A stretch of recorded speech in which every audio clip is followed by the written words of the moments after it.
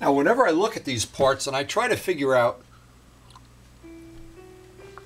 what would be the best way to deal with this.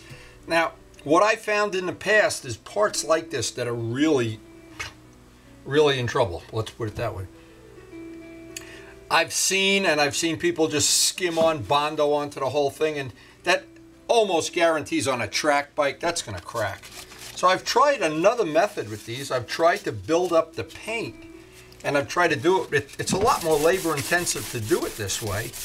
And I've tried to sand out each coat. We used an incredible amount of sandpaper on this job. Vlad, if you only knew. I know you don't, but what I'm trying to do now is, and it looks like maybe it's working, at least what I've seen so far, is that I'm going to do one spot here and then show it. Now, I can't paint today. It's raining all day. This is just a raw washout of a day. So I really wish I could just get everything prepped up so that the next paintable day we have, I would basically be ready to set up to spray. Whether I can get Glenn to come down here or not, I don't know. Always nice with these big parts to have a helper, but if you look at some of the parts on this are a lot better than they were. But some of the parts, there's just like it's hopeless. There's just stuff in here that it's in a mold, I think. I'm not sure. And yeah, again, what I said is they're so thin that when you try to get a flat surface, it's really almost impossible. But anyway, they're track bike parts. But I am going to give this a try, and I do want to see if this is going to be a way I can at least make them better, if not perfect. Now, because of this extra step that we're able to take here, and I've got all the stuff blocked in, I'm just going over it by hand now. And I'm convinced this is going to just make for, well, a lot nicer part, even though this is not going to be show quality. It'll be show quality if he goes and buys some more body work. Anyway, but one lesson I've learned on this job, when you're doing, if you are going to do track bike body work that's in rough shape, you better estimate the price to be about 5 times what it takes to do stock body work. Because boy, the amount of labor that goes into this, the amount of sandpaper, the amount of everything. And I'm really lucky that we haven't run out of paint yet. Because I know the paint that Vlad bought for this job, especially that green, it's very, very expensive, and you got to buy the base coat and the top coat. So it's like the worst of all worlds. But we're going to do, as we always try, we try right to the very end to make it as nice as we can. It's what we've always done here. And we've actually, I shouldn't sound like it's the only time we've ever been able to salvage stuff. But when I think back about Glenn's bike, and he had a wonderful track day, by the way. First day out, the bike was, I'm sure it was one of the nicest bikes on the track, that's for sure.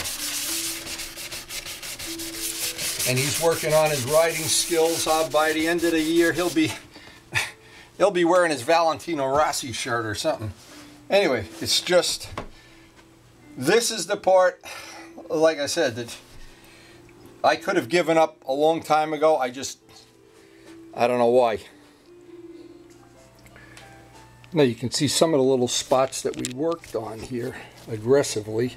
Up in the front here, we've actually gone through the paint in a couple of spots, but that's about all we're going to be able to do. On that side, we've gone through some of the edges that are a little bit not perfect, some of the scoop areas. So there's going to be, I'm going to have to touch this up. Actually, what I'm going to have to do is probably put another whole coat of silver on that and then re-clear it. And by using this day to get these parts prepped when we do have a decent day, I don't think it's going to stop raining today, but this is the stuff we always work around. Now the objective with this piece, there's no way we can make this show quality that I can think of. But here's the issue that I always have to deal with, and Glenn had to deal with it with his Ducati. It's hard to hold this part while you're doing any kind of sanding. And I've tried putting it on our foam. In fact, this isn't even going to be good for most of it. But if I can just do one little spot here and get some idea just how this is going to all work out.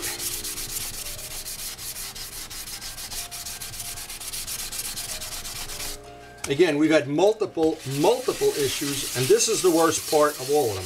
This has the most divots and dings and places that we've tried to fill, and of course avoiding using tons of bodywork and turning the thing into a 50-pound piece of California custom car work. I just love how they do that out in California. I guess on a car it doesn't matter. No way would that work on a bike that I could see. Okay, now I want to show this. And this you think might be, you think this is going to go quick. It isn't. This has to be block sanded, the whole part. I want to have block sanded like that.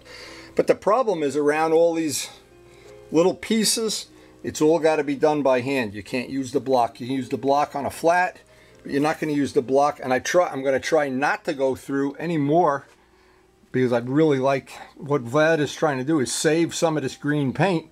He's got 2 more panels to do. And if I have to repaint the whole part, if I go through in too many spots, then the only solution is to repaint the part. But this is going to be the rest of the day. I'm sure this is the rest of the day, because I've already sanded this part out, and it is the better part of a day to do it. Now, in trying to find a way to jig this up, I found one of the ways that seems to work half decent anyways, to have it on a corner of the table like that. I know Glenn had some issue with his. See, I'm trying to do all the flats with the block. That'll just make for a nicer job. But see, look how flexible that stuff. It's like sanding a worm. But of course, if you're a racer, the idea is to get it nice and light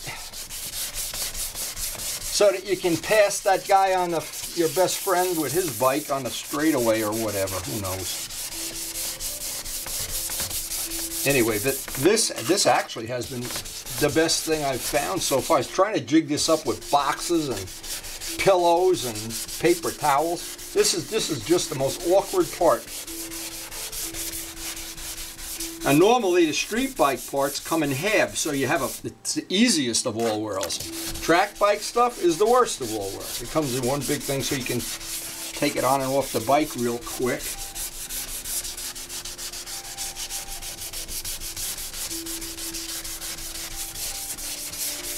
But talk about a labor of love. Wow. This part alone sets records of how many hours I put into a part that it doesn't even show. When you put a lot of hours in and you get show quality, well, we're just getting, we're just hoping to make it as good as we can. But you can see how many spots on this. There's a spot up here, a spot over here. There's spots on here that you really just have to deal with over and over and over again until that blocks out nice and flat. Boy, this was a long time coming, but you can see how many high spots there are in this that are just unbelievable. It's endless. Now, anybody that does this knows you could do this process, sand it out forever. And each time you do it, it'll get better. But the problem with this job is we have a budget. We've already used up all of Vlad's clear. I'm not sure we have enough green even to finish this, because this is going to have to get resprayed. But believe me, this is almost like a Hail Mary pass here, because what I don't want to have happen, no matter what, is that somewhere down the road we BENELLI-ize it. But anyway, boy, oh boy. Vlad, I'm telling you, this is a labor of love. This is a new word in my vocabulary. And one of the things I did that made the job a little bit easier anyway. I'm going to show this in 1 second. Let's get this lid off. And actually, I think it's something, if you've never painted a fairing before, you kind of underestimate. I've painted a lot of fairings and I underestimate. I made this handle out of balsa wood so I can hold it. And it was real helpful in the last parts of sanding this out. It was super helpful in fact. And I know we talked about this before, but I think one of the things that I thought would be worthwhile is the next time I'm in Lowe's or Home Depot or anything like that, what I'm going to try to do is pick up some broomsticks or some aluminum, some thin aluminum, maybe some 1/8" aluminum. I can make some brackets so that every fairing that comes in from this point on, of course, because we're never going to do another track bike. Well, Vlad, if you crash this bike, that's all. Don't even call me. The poor next guy that gets to paint this. Holy mackerel.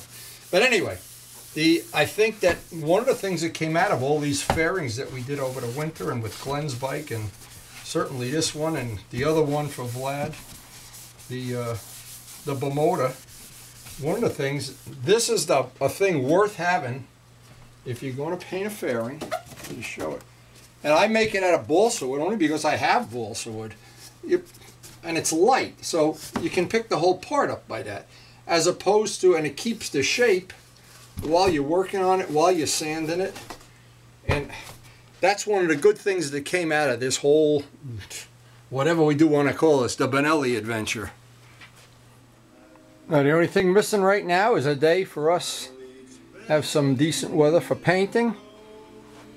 And these parts, believe me, this consumed the better part of a day, just getting them prepped up. But we are ready to spray. So, Mr. BENELLI, I'm sure you appreciate this all. And, hey, I'm sure you're getting sick of looking at this project. But anyway, thanks for watching.